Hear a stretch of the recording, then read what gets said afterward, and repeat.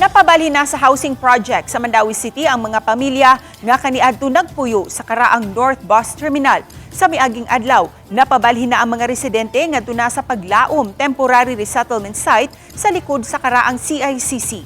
Ang mga napabalhin taud-taud na usab nga temporaryong gipaistar sa old terminal nga gihimong COVID quarantine facility kaniadto.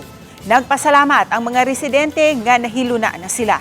Apan adunay ubang mga residente nga nanghinaot nga maakomodar sa mga housing unit sa Paglaom Village sama ning pamilya sa usa ka fire victim kaniadto sa barangay Tipolo.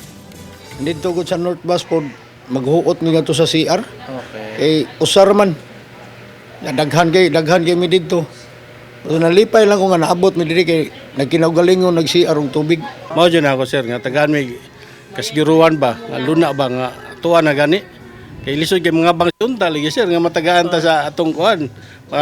Ma-mayor ba?